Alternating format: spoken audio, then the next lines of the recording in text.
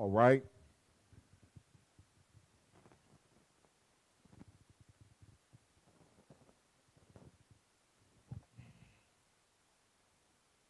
Pow. Where do we go from here? Chaos or Community, Dr. Martin Luther King, his autobiography. Where do we go from here? Chaos or Community, Dr. Martin Luther King, his biography. We are on page 64. We are reading this because I am attempting to plant seeds of revolution. The condition of people of African descent, based on who we are, how far we have come, and it is deplorable. People are refusing to use the power of their mind. And if you use the power of your mind, you can have whatever you want. You can have the best of whatever you want. I believe that Dr. King is a great example of not only a great leader, but a great scholar and a man of discipline and depth, as well as example. We're on page 64. For those who are joining us on YouTube, I have the actual page displayed for you to read along with me. For those on Instagram, please purchase this book. Read it. It's not a hard read. We're on page 64. Mr. Killen's assertion might have some validity in a struggle for independence against a foreign invader. Trying to give you an arrow. But the Negro struggle in America is quite different from and more difficult than the struggle for independence. The American Negro will be living tomorrow with the very people against whom he is struggling today. The American Negro is not in a Congo where the Belgians will go back to Belgium after the battle is over, or in India where the British will go back to England after independence is won. In the struggle for national independence, one can talk about liberation now and integration later, but in the struggle for racial justice in a multiracial society where the oppressor and the oppressed are both at home, quote unquote, liberation must come through integration. Are we seeking power for power's sake, or are we seeking to make the world and our nation better places to live? If we seek the latter, violence can never provide the answer. The reality is that violence never provides the answer. Violence is always a desperate act. And that's true for me and anybody else.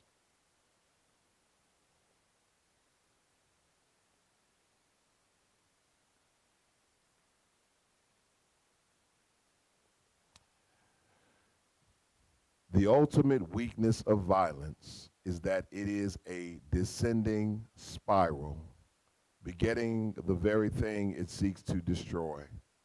Instead of diminishing evil, it multiplies it. Through violence, you may murder the liar, but you cannot murder the lie, nor establish the truth. Through violence, you may murder the hater, but you do not murder the hate. In fact, violence merely increases the hate. So it goes. Returning violence for violence multiplies the violence, adding deeper darkness to a night already devoid of stars.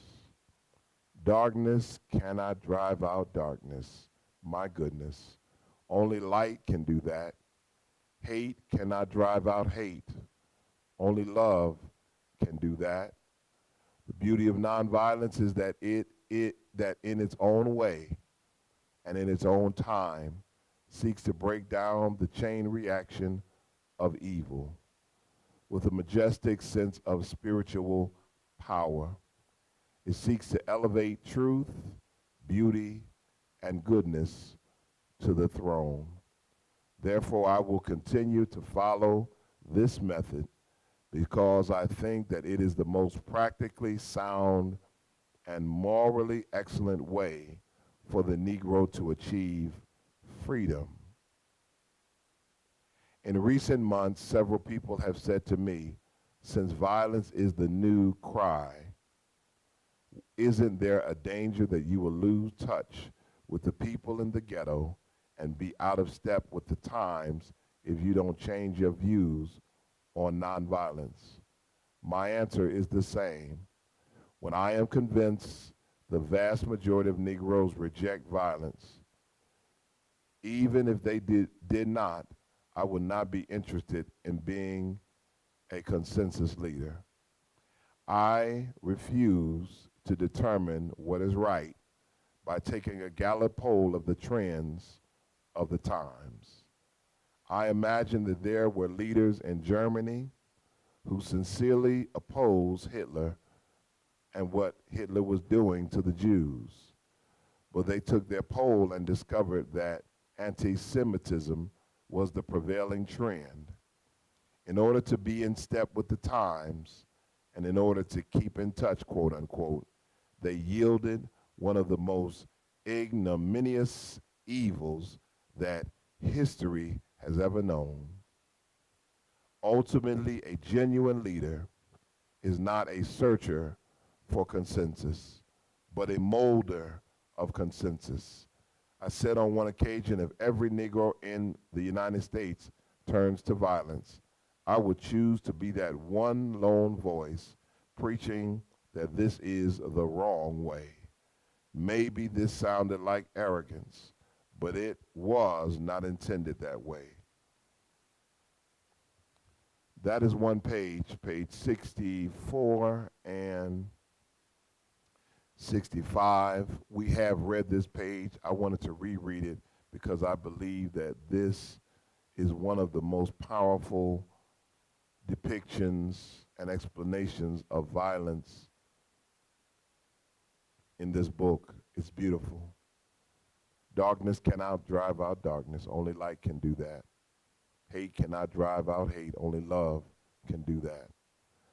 Thank you, Dr. King, for taking the time to write down these words, to give us a guide, give us some direction. Yes, thank you. I appreciate you joining us for this time. God bless you, and may his countenance shine upon you. O Lord, our Lord, how excellent is thy name. I want you to consider division in your house, whatever you consider your house.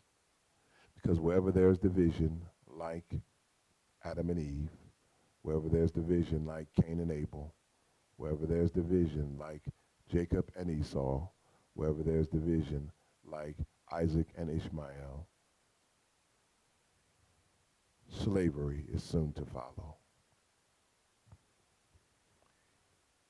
We must do something about the division and the dividers.